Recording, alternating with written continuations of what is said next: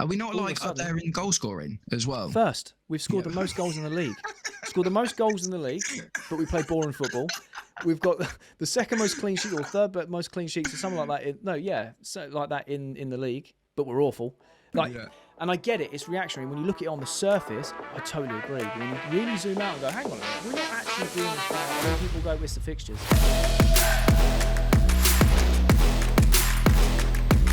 Welcome, Blue Believers, to another episode of the Stamford Sync, where we are syncing up with everything Chelsea FC.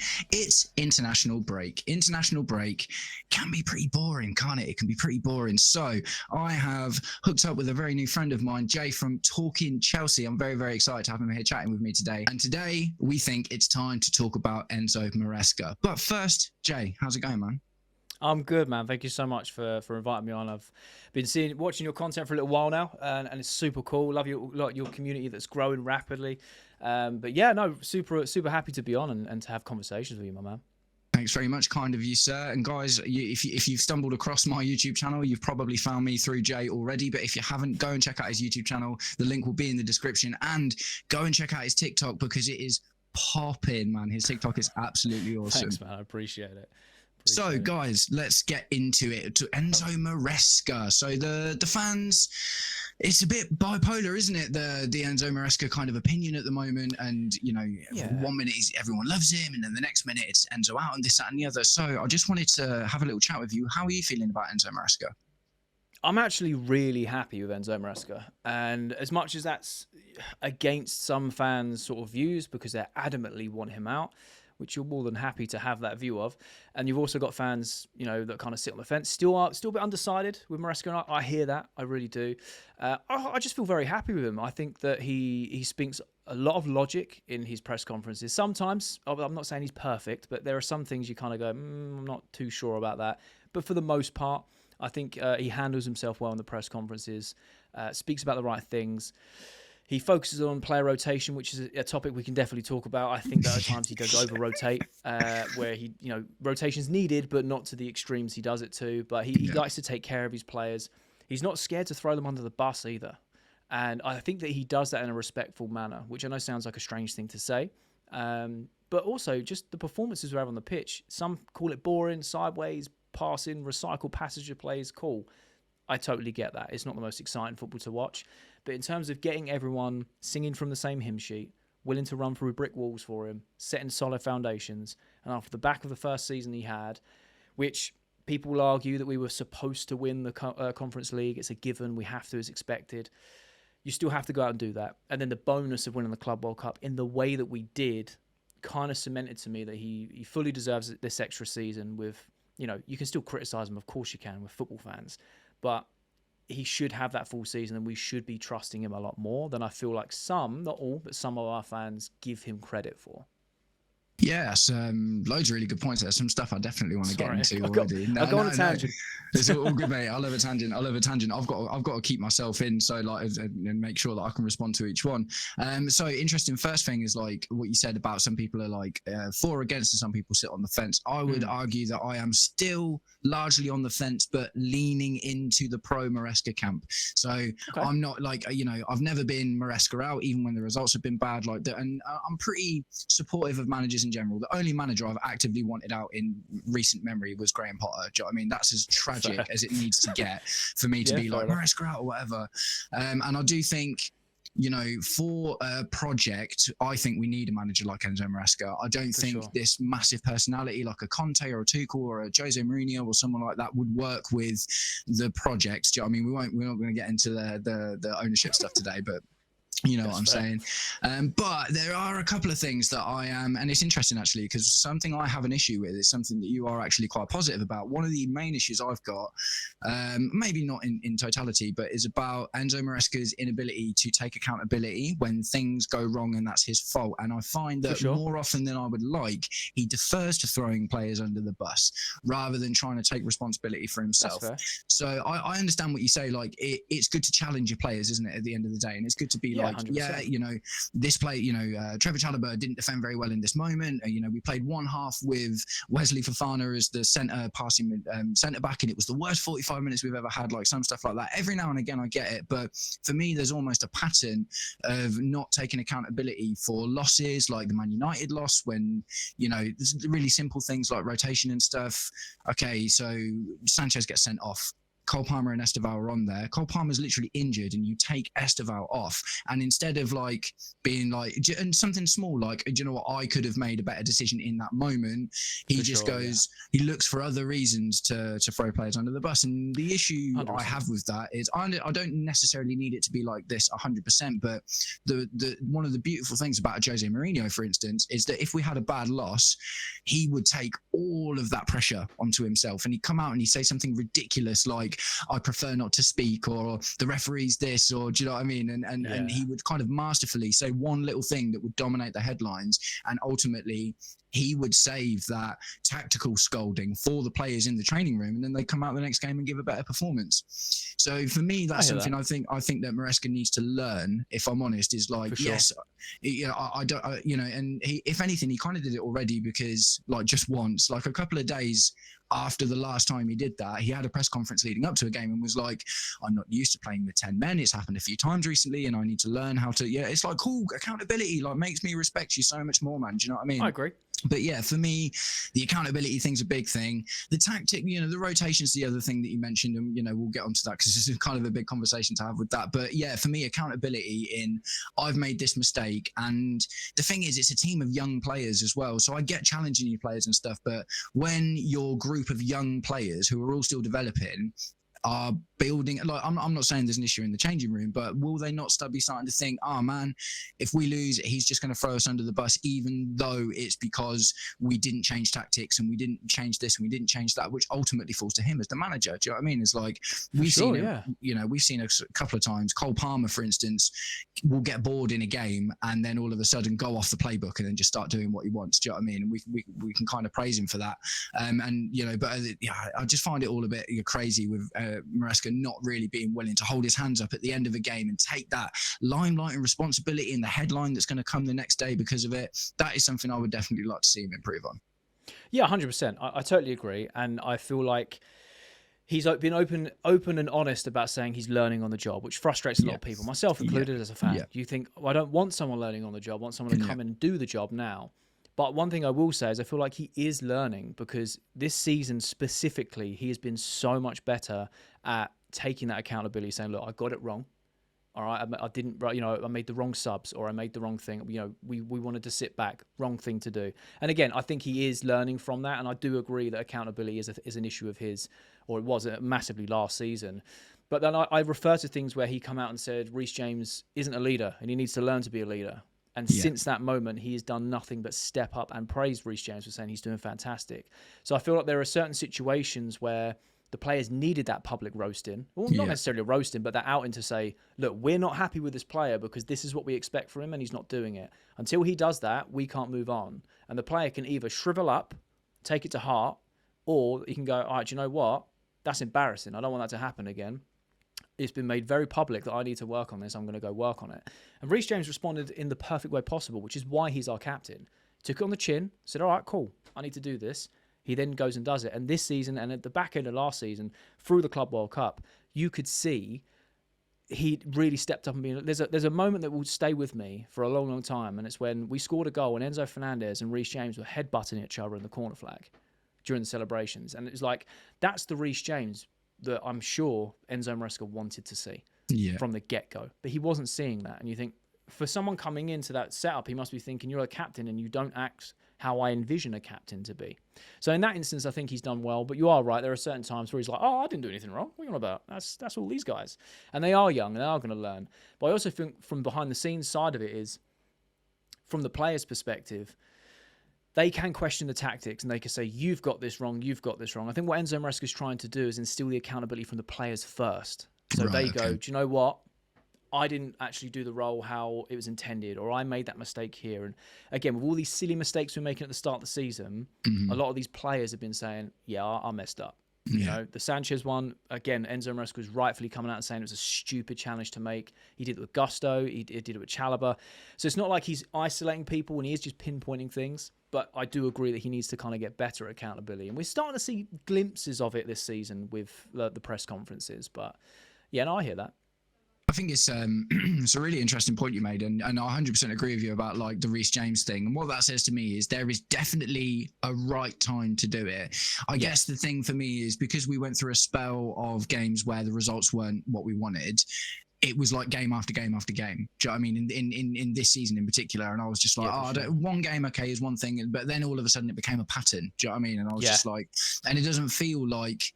Yeah, like you say, with the Reece James thing, I actually didn't even consider that one. But remembering it, I felt exactly the same way you do at the time that it happened. I was very much like, oh, that's great. You know, Reece James definitely needs to come out of himself more, and he needs to G up the other players, and he needs to take control and get involved. You know, when there's bust-ups and this, that, and the other, he's getting involved more often, and do you know what I mean? Stuff like that. I feel like Enzo Fernandez has also stepped up in that role as vice-captain. He lives and breathes that role, and I think that goes under the radar a lot. He is also the first player to separate bust-ups, to get involved and defend players and things.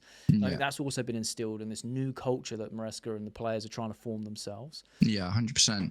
It's definitely a great shout, man. It's definitely a great shout. Okay, it's kind of the elephant in the room. We'll move on to the rotation, man. We'll move on to the rotation. I released a video a couple of like last week or something called "Is Enzo Maresca the Tinkerer 2.0?" I see that. It just feels unnecessary because for me, like, and the thing is, weirdly, since I released that video, things have got a little bit more consistent. But ultimately. So I did a little bit of research into it. I know we've had a lot of issues with centre-backs and injuries and whatever this season, but we've had 8 different pairing over 16 games, which is now 17 games, I think. So it's still 8 pairings. But that's crazy, man. That's crazy.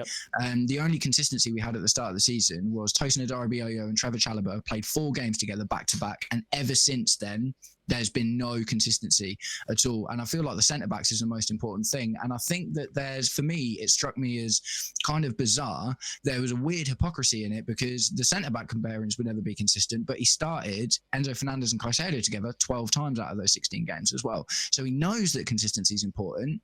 But with the centre-back pairings, he, rotating and tweaking and twisting and this and that and the other. And, I guess the Esteval thing comes into it a little bit, but I do understand that a bit more. So what's your take on the rotation situation? Yeah, rotation is something that I'm very much like. It does give me a headache. It really does. Because, look, growing up, even when you had Jose's and you had Conte's and you had Ancelotti's and all these other managers that Chelsea have had, historically, they still rotate. And yes, you could say they put out a lesser side in cup games at certain stages, of course, but there's always been some sort of rotation. Now, Enzo Maresca has taken that to the extreme. And that is something that the board have openly said that they want, and Maresca is on board with that vision. But I feel like, again, he takes to extreme on occasions. I don't think there's been one game this season where unanimously as a fan base, we've gone, I agree with all of those changes. I think every time he's done it, we've gone, hang on, whoa. Why is it 10 changes? Why not 6? Why is it 7 changes? It could have been 3. Because there are still key players that need to play against that type of opposition. And it's easy for us to say, we're armchair fans, right? Yeah, it's easy for us to say. And he sees these players day in and day out. But I'm very much in your camp with that rotation does annoy me in terms of its over-rotation. The one thing I feel sorry for him and have a bit of empathy with Maresca is the centre-backs. Because, again, I don't think he can win.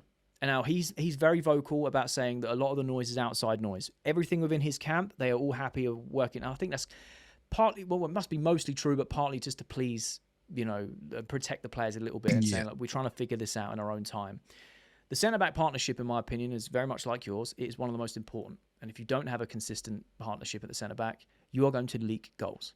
It's the massive difference between us and Arsenal right now. However, when you look at it statistically, we have a shambles of a back line if you look at it, visually, but we're second best in the league for clean sheets. Crazy. So there must be a method to the madness. And you could say it's the run of games and blah, blah, blah. And my argument to that is you play the same teams twice every year. It doesn't change. Yeah. Doesn't matter what order you do it in, you still have to play everyone twice.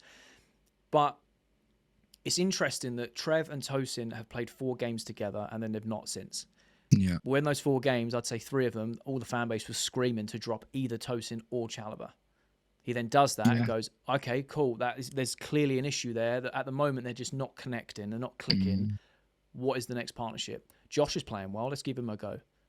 We know that he's protective of youngsters, and I think rightly so. Josh has been fantastic. He's not been Amazing. perfect because he's 19. He's not going to be, but he's been amazing, right? Yeah, for sure, for sure. And then you go, who'd you put next to him? Because we don't have a left-sided centre-back. Oh, well, do you know what? We'll put Badiashile there. And everyone goes, hang on a minute. Puts on a worldy performance against Liverpool, and you think this could actually work really well, which surprises a lot of people. Badiashile then gets injured. And Enzo goes, cool, we don't have a left-sided centre-back. Colwell's injured, Badiashile's injured. They're the two that would naturally play there. Let's try Hatto there. New, 19, inexperienced of the league, played very well against Liverpool. Shocker against Qarabag, which is going to be expected. He's a youngster. So I kind of feel for him in a sense of he doesn't know that centre-back partnership. We all know the one he wants, which is Colwell and Fofana. You can't have that. Fofana's now staying fit, and I think he will be a consistent now because, again, Maresca is very cautious about easing players in, giving them minutes, not overworking them. And I feel like he's done the example of that is Reece James. He's been fit for 12 months now. It's crazy. So we look at that as like that's what he can do. With Fofana staying more fit and being more regular, he will be more consistent, and it will just be a case of who partners him in terms of rotation and fitness. But I totally agree. That centre-back partnership is something that's got a massive question mark over. We're approaching the January transfer window. There's a lot of talk around that from the fans, from the reports that come out, and we do need some consistency. Enzo Maresca's over-rotation, I agree with, is very frustrating. I feel that there is a time and a place to do it, and I feel like he's learnt very quickly with substitutes this season in terms of defensive to attacking. And he's even come out and said, oh, yeah, I got that wrong. Fair enough.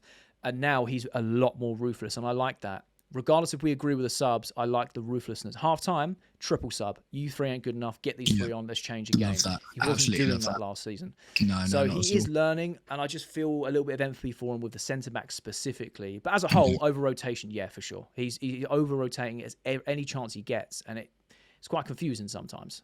Yeah, it's like I think it was before the Qarabag game. We'd have made 85 changes across the season, so that's going to be 90 something now. Do you know what I mean? Which is wild. By far and away a league high. So, and this is another thing that kind of comes back to the accountability as well. Is like when Maresca's questioned on that, he says, "Oh, it's because we played the Club World Cup and people can't play all these games together." And it's like, yeah, well, no, they can, because two players in Moises Caicedo and Enzo Fernandez that admittedly are both not training every day and are really, really struggling. You have played 12 games together, 13 games together now out of 17 games. So again, it's like the inconsistency kind of irritates me a little bit. I feel that he can trust those though, because they're 18 players. Yeah. I will die on this hill that double six partnership is the best in the league. I agree with that, but I mean based on the fact that his excuse was fitness. Yeah. Do you know what I mean? So I feel like if you take Caicedo out right now, we have no Asugo. No, of course. We have no Lavia. Awful. So he must be looking at that going, well, who plays? There's no one that can do it even to half his standard, really. Enzo, I kind of get, because you've got the likes of Andre Santos. But I agree. I agree. It's very contradicting in that sense that if you're playing these two together for most of the season, why can't these? Yeah, contradiction. That's 100% the word I was looking for in my head. I was like, what is that word? What is that word? But no, it's really interesting, man. The rotation thing, like you say, I have the same empathy for the situation that he's in, for sure, because, to go into the season with Levi Colwill played 35 Premier League games last year. Do you know what I mean? And he was just dead on. He was like, right, you're the guy, and I can put someone next to you, and they can change, and that's okay because you're always there and you're always going to do the same thing. For sure. And he did come out and he was pretty brutal about Badiashile and Wesley Fofana and some of the other guys playing that. I call it the passing Maguba, by the way. That's my point phrase. Love it. The like the centre back role that involves lots of passing and stuff. I get that Levi Colwill was basically the only guy that we've got that can do that really, really well. So it's difficult because he tried that at the start of the season, and now what I think you're seeing is he's changed the defence, so he doesn't have that role at the moment, and he had to. Do you know what I mean? And I applaud the flexibility there, because some managers, like Ioannis Postecoglou's, for instance, like, I'm not changing anything for anyone. I don't care who I've got, who's available, like tactical adaptability. Amarim, exactly. Yeah, I can't stand managers that will die on the hill of this is our system regardless. You have to be flexible and adapt to your opponent. And Maresca was very much like that last season. But I feel like, again, credit to him, he has become more flexible over time, and he understands how to set up against different teams, and he tries to come up with different solutions, which you can at least appreciate if it doesn't work. But I guess that is going to create jeopardy though, isn't it? Because when you experiment, you're losing the consistency. Experimenting by its very nature as an idea means that you're not doing something that's consistent. Do you know what I mean? So I guess it's a double-edged sword, isn't it? Because like you say, for instance, the PSG game, do you know what I mean? Is like we did, Malo Gusto's role in the PSG game was very, very, very typical right back. Do you know what I mean? Or right wing back almost, and he kept a lot almost of the like Pochettino Gusto. Exactly that. And he basically never did that before. And throughout that, even just that tournament, we'd seen Malo Gusto playing in midfield as a centre attacking midfielder, a shadow striker, like all over the place. And I do applaud that, he identified against PSG, I need you to bomb up and down that wing. This is what works. We need to beat this press. That's how we do it. And we execute it perfectly. And again, Sanchez, who gets a lot of stick from the fans, myself included over the season. For sure. His long distribution is second to none. And you see that in times like PSG. You see it now when we play, even against Wolves, when we have the opportunity to go along. Maresca's allowing him to do that because he knows actually he's really good at that. We can work on the short stuff. If we allow the long stuff in, that then gives us more options with the likes of Delap and João Pedro, who can hold up play a little bit better. Really interesting. It's and the thing is, even Maresca's shown adaptability and tactical flexibility in allowing Sanchez to stop playing as much of that short passing game, because that was the whole thing like last season, and short passing, and he kind of just hit his head against that brick wall so many times and went, do you know what, Sanchez actually not very good at this. So do you remember there was that game where Sanchez had the ball and he couldn't figure out, he knew that tactically what he'd been told to do was always short pass it, because Maresca had said at some point or after that game, if you go long you get subbed. Exactly. Same with Enzo Fernandez. But he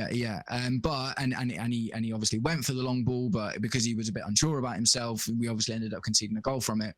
And since that game, the way Sanchez plays is different now. He does a bit of the short passing stuff, but he's not running out to be part of the back three as much as he used to be. They're trying to restrict that, aren't they? And I feel like that's probably the best thing, because not everyone can play a Pep system, and that's totally fine. Not everyone is an Alisson. Not everyone's an Edison. Not everyone's a Neuer. It's even the same with the inverted right back thing, isn't it? Because last year was inverted right back, box midfield every single game. But at the moment, when you see Malo Gusto starting in right back on the pitch, you have no idea what he's going to do. Absolutely no idea. Mate, he started in the double pivot recently. And I'm like, okay, well, what's this? And he actually played very well.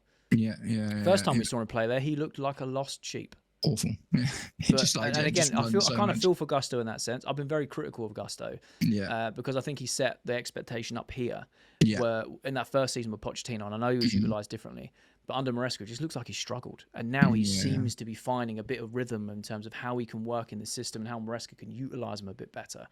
So we are all constantly learning on the job, which is something I don't like, but it's also very exciting. I just think it's very exciting that you don't really know what you're going to get.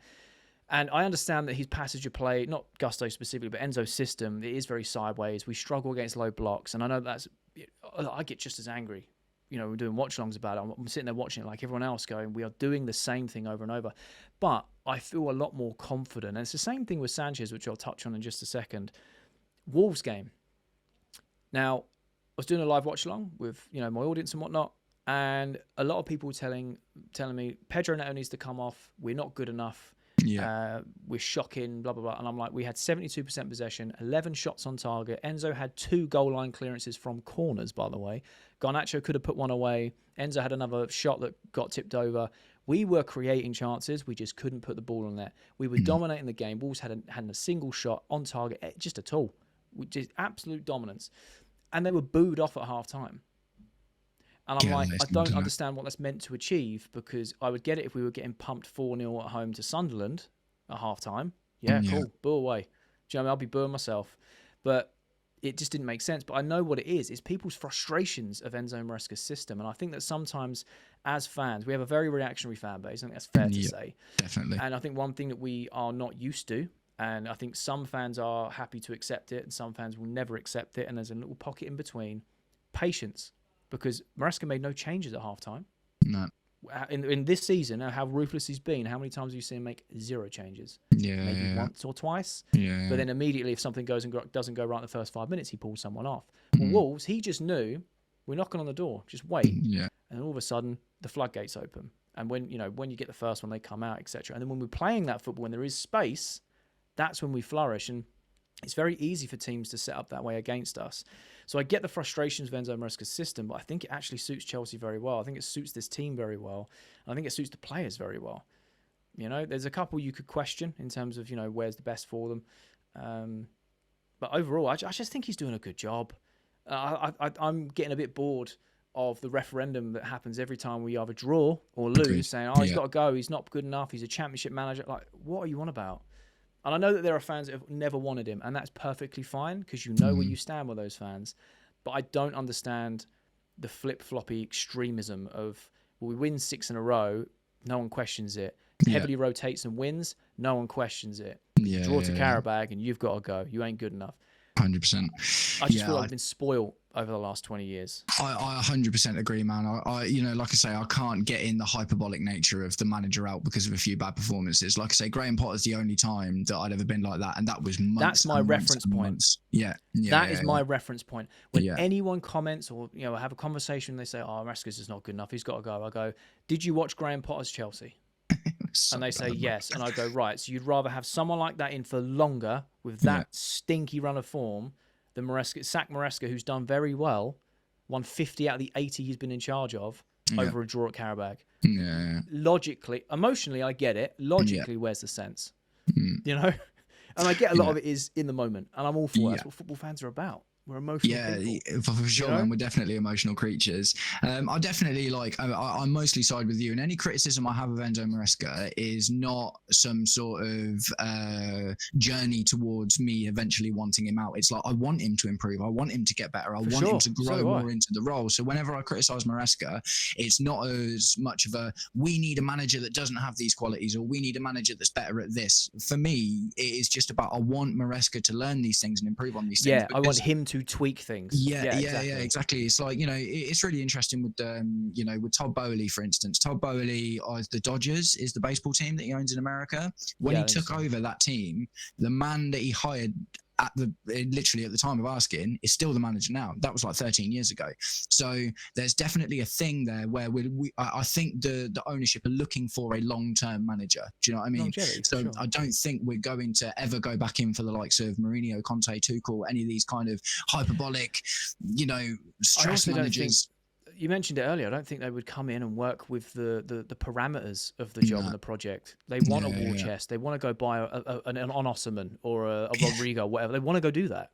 Yeah. They want to go spend 80 million on Bastoni. This ownership will not allow that. They just don't want it. And it's frustrating because we are going to pass up on a lot of good, ready-to-go players. Yeah, for sure. But it's also exciting in looking at our squad. Josh Ashingpong in 4 years. And we get to see that in real time grow week by week. We see the mistakes and we see how well he does as well. I like that. And like I said, I think it's just a big shake-up from the ownership changing, which no one's happy with. We get that, right? We can't change it, unfortunately, but it is what it is. It's patience that needs to be instilled in a lot of Chelsea fans. And, you know, myself included at the time, I remember watching the Graham Potter Chelsea and I was like, this is dross. What is this? Something needs to change. Yeah. And it was so bad that an ownership that want longevity went, we should probably get rid of you. Yeah. You know, Pochettino, I didn't really like the guy in terms of, not personally, I don't know the guy, but like when he was in charge, I still had that sort of Spurs man type thing. But I respect what he did to try and stabilise the ship and try and, you know, he got us from 12th to 6th, which is a big improvement. Yeah. But at that point, you kind of have a little bit of hope, we might get that extra season. And then out of nowhere, he gets sacked. And you go, well, hang on, what is the actual plan here? I think it was a mutual split, man. I think that he didn't I can imagine. Well, but at the same time, you kind of think, well, you've taken us up. Would you not want that extra season with a transfer window, with a bit of budget? Yeah, I think that extra season for me was only ever there if things went really, really well as like an option without having to renegotiate at the time. Because if you look at, so when Graham Potter got hired, he got given a 7-year contract. We've hired Maresca and he got a 5-year contract. So they learned a little bit from the Graham Potter thing but they only gave Pochettino 1+1, essentially, like a 2-year contract. So that instantly says to me, Pochettino was an interim caretaker manager. That is how stable the ship. Yeah, that is how they viewed him. That no one that they wanted or no one that they were actually interested in was available at the time. Luis Enrique was maybe available, but he wasn't exactly what they were looking for, and they want a long-term manager. Do you know what I mean? So I do think that is going to be the crux and the be all and end all of our manager situation. This has been a great conversation, man. I don't even know how long it's been running for. I can't find the timer on it, but I'm just going to assume we've been going for a while. about half an hour-ish. Yeah, sweet. But yeah, no, Enzo, I think you're right in terms of long term. And there's always an age-old question. Is Maresca the manager to take us to a Premier League, to take us to a Champions League? And I think you can't answer that. Not right now. Because as much as we want to see us win and we want us to win these things, I think we are very well set up for cup competitions. Agreed. I genuinely feel that we can go far in the Champions League, draw dependent, and I think we can do very well in the domestic cups. Yeah. I think we can still do well in the Premier League. I just don't think we have the consistency to do it for 38 games, and that's wildly different. But I feel like at the moment, if you do give him the time and you look for rather than the game by game, day by day, and you zoom out and you look at the overall, I think he's on the right path with this set of players to really do achieve something great. I really feel he can in the next couple of years.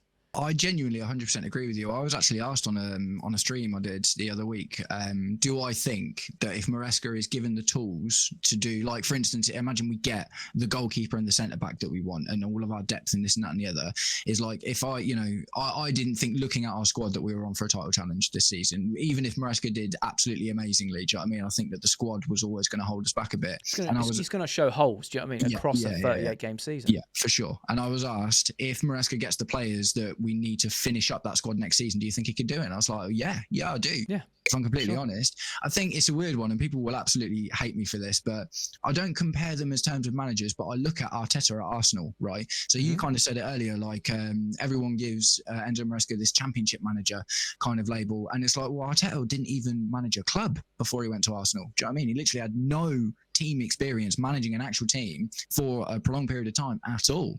And Maresca, at the end of the day, yes, it was the championship, but he won it. Do you know what I mean? He won it. And there was never the same kind of rhetoric with Arteta at Arsenal. And obviously, look at where Arteta is now. Look at how long it took him to get there as well. 8th after 8th for the first 2 seasons, 1 FA Cup in 6-7 years. Do I think in 6-7 years that Enzo Maresca has got a better chance of winning silverware, big honours, then but the thing is, this is the thing that I say, he's already won it. Yeah. His first season, he brings 2 trophies, and regardless of what your views on those trophies are, it's his silverware that are in our cabinet. Yeah. He's already shown that with the squad that is fully fit, or at least 90% fit, he can go and achieve what we need. That's why I say I think we're very well set up for cup competitions. Yeah, for sure. Because for the ones that we've won, obviously, but I feel like that suits us a bit more rather than the continuity of the Premier League. Yeah. But you think about where I mentioned it. I think I mentioned it right at the start with the clean sheets. Yeah. Shocking defence this season, but we're second in the league with clean sheets at the moment. Maybe that makes sense. Imagine if we had Levi Colwill. Imagine if we had Cole Palmer. Are we not up there in goal scoring as well? First, we've scored the most goals in the league. Scored the most goals in the league, but we play boring football. We've got the second most clean sheets, or third most clean sheets, or something like that. Like that in the league, but we're awful. And I get it, it's reactionary. When you look at it on the surface, I totally agree. But when you really zoom out and go, hang on a minute, we're not actually doing as bad. And then people go, it's the fixtures. And I'm like, okay, cool. You could play the top 6 back to back to back, and you could say it's a harder run. But what happens over a league is it levels out because you play the same people twice. Everyone does. Yeah, fair shout. So you can use that as we had an easier run. Fair enough. If that's the case, we should have 36 out of 36. But that's just not football, is it? No. Sunderland, no one had Sunderland staying up this year, really. The odd few might have said it. I had a feeling they would do well. Not as well as they're doing now. Mm. And they're a very good team, very hard to break down, and they're punishing people, So I think that it's just the Premier League is in a position where it's the most competitive it's ever been. Yeah. Regardless, if you're playing Wolves, who are bottom, you're expected to beat those, but there's been times where we haven't got over that hurdle. You're expected to beat Sunderland, but they beat us and went second. Yeah, that's how tight it is. So I think we're doing well regardless. Even Crystal Palace and Brighton, man, those were games that we should have won. Palace was the one that frustrated me the most because they're a very good side. Really good. Last season they won 2 trophies, just like we did. Yeah. And they were still considered that mid-table club that isn't very good, and they've got 1 player. And they started this season, and they're like, nah, we're going to start this season how we finished last, being an absolute pain to break down, that don't concede a lot, and powerful going forward. It was so They're a good hard team. after the Club World Cup and the preseason and everything just looking like it had magically clicked together, and it was like, oh, this is it now. And then it was boom, Palace, low block, organised team. Stress. Exactly. I think we looked incredible in the Club World Cup at times. We looked awful at times as well. But again, it's that consistent playing and not having that, having limited breaks. And again, I don't want to use that as an excuse, but there will be some point of this season, whether it's now or later, where it is very evident that we needed that rest at some point. Yeah. It's inevitable. It will happen at some point. I am just hoping that it doesn't happen in the run-in to the end of the season. If it happens any time before that, we have time to recover from it, in my opinion. There's enough games. Yeah. And if we are seeing it now, and that little blip at the start of the season, and we're still, what we at now? Second, third? Something like that? Great. Then we can just carry on as normal, and we go into a very tough period. My favourite period as a fan of the festive period, not because it's Christmas, but because there's so much football on. There's just so much to enjoy. Yeah. This is the tough period now. This is where we're really going to see what happens, which is the same thing that happened last year. We were one game off going top, and it fell apart. And again, that's just shown a sign of maybe mentality, maybe young players and inconsistencies, pressure, maybe. I think it's a different case this year. Coincided with Cole Palmer's drop-off in form, didn't it, as well? We were still definitely over at that point in the season last season. We were still definitely too reliant on Cole Palmer. But the exciting thing now, the exciting thing now is if Cole Palmer comes back into this team that have learned how to win games without him, he adds on top of that, then he doesn't even need to hit that level of form again. He just needs to be reasonably good. Do you know what I mean? And I don't think we'll see a dip like we did last year. And it's the same with the centre backs. I feel like it's going to be Wesley Fofana and Trevor Chalobah, because surprisingly, the last 2 games, 2 clean sheets, they've been solid. Yeah. And you can nitpick certain things throughout a certain 90, of course you can. But when you zoom out a bit and you go, they didn't give away much. Not going to be perfect across 90, but they saw out bottom of the league, which people go, expect to do it. You still have to go do it. Yeah. Didn't have a sniff for most of the game. It was a defensive header from Cucurella that put them in. That went wide. Do you know what I mean? I feel like that could be, again, another bit of consistency if Fofana can stay fit. I think we're cooking, especially with the likes of Delap coming back. He's very rusty. He needs to get into form. Palmer coming back from injury soon, hopefully before, he might see him get a cameo against Burnley. Hopefully he's back for Barcelona. Hopefully, 100% he's got to be back for the Arsenal game, because that's going to be huge. I almost think I would rather see Palmer get cameos in a cameo in the Barcelona game, and Esteval get the start in the Barcelona game, and then we have Palmer for Arsenal. Do you know what I mean? Because their defense, their defense is.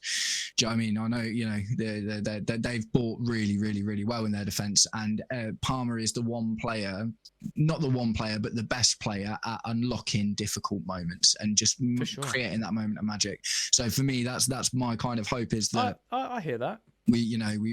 I think Esteval will deserve to get the start against Barcelona based on Cole Palmer's fitness and the fact that if he carries on doing what he's doing, I'm sure he'll get a couple more goals before then. Esteval with very limited minutes is one of our top goal scorers already. Mad. Join with join with Pajal Pedro, I think 4 or something. So, yeah, 4 goals and a couple of assists. It's crazy. Absolutely crazy. It's crazy. He does.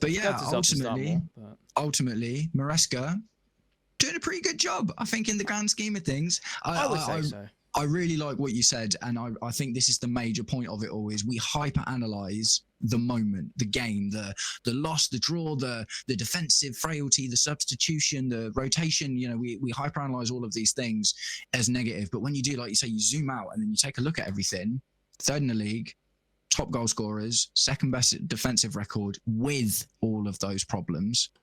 Must be doing half decent.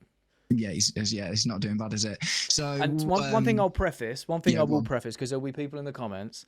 That doesn't mean you can't criticise Maresca. I have also very publicly criticised him and said, I'm not happy. You have to question this. This isn't good enough. We need to change this. There's nothing wrong with that. I just feel like calling for a guy of this stature at the moment to be sacked over a couple of bad games, when you zoom out and go, well, we've only lost 3 in 9 months or whatever it is, I just think is a bit rash. That's literally it. Patience. I completely agree with that, man. I think that, it's not the Roman era. We're not going to spend on the biggest, best players that are available at the moment and get the biggest, best managers available at the moment and inject that into the team, win a title. And the thing is, even when we did that, we would have a hangover season every single time. Do you know what I mean? And then we'd go back and have to rebuild the team all over again. Yeah, exactly. Can't do that. We're going to run out of managers and players. Eventually. Right. Wicked, man. So just to sum up, so we've got our thing about Maresca. So I'm just going to ask this one question. Title challenge, is it on? I'm going to say no, but it is a bit more nuanced than that, really. But if you had yes or no, I'm going to go no. I'm the same, man. I'm the same, definitely. I think it's a lot of pressure when you, like I say, look at the squad and all of the obvious issues that we can criticize and we can talk about and stuff. Even if we win a lot of our games in December and we get into second or whatever, like I think it's a really, really long season. And I think I mentioned it earlier. I think it's just the consistency over 38 games is completely different to winning 7 in a knockout tournament. It's a one-off on those, and I think that we can beat anyone on our day, and we've proven that time and time again in our history, even under Maresca. But consistently performing at that level for 38 games, I mean, you look at Arsenal and how well they've done in the previous seasons, and everyone just laughs at them because they bottled it, because it's that hard to do. They've not even been able to get over the line. And you look at their defence, and you look at how long it's taken them to build, and this looks like the season they might actually do it. We hope they don't, but they might actually get it over the line. It's crazy when you think about it. It's crazy when you think about it, isn't it? Because at this point in the season, you can win one game and go from 8th to 4th. And at the end of the season, you can lose 2 games and all of a sudden your entire momentum disappears. It's like, it's a really weird balancing act in the bookending the season with your results. Well, the prime example is where we are in the league. Looks great. But then you go, well, didn't Liverpool lose like 6 out of 7 or something? I don't know what it was in the Prem, 4 out of 5. And they're like 8th. Yeah. But they win a couple games, they're up in the top 4 again. It's wild. Sunderland could lose a few games, trickle down to mid-table, or they could keep winning and stay in that top 4. I think we're at a point now where we go into that festive period. There's a high concentration of games, and that's what really thins out the league in terms of who's going to be separated from the pack and who isn't. Yeah. Right now is like the honeymoon phase of the league where anything can happen, and United look like they can still get top 4. After an awful season last season. Spurs look like they can as well. After an awful season, do you see what I mean? So, I don't know. It's the fun stage, I think, of the Premier League up until the end of this international break. Yeah, I completely agree with you, man. I think that's a pretty good place to wrap it up. Thanks so much for coming on the channel. This has been an absolutely awesome discussion. We should definitely do it again in the future. It's going to be a really interesting season. I've thoroughly enjoyed it, man. Always a pleasure. This is amazing. Yeah, sweet. So, guys, Talking Chelsea, the link to the YouTube channel and the TikTok is in the description. Get over there, get subscribed, especially that TikTok, man. The daily Chelsea news shorts, they're absolutely fire, man. They're so good. You are like you're like a machine gun with that information, man. Bam, bam, bam, bam, bam. Absolutely love it. Nice one, guys. Don't forget to subscribe to the Stamford Sync if this is your first time here. I hope you guys are all having an absolutely wicked day, and maybe we'll both catch up with you very, very soon. Take it easy. Peace.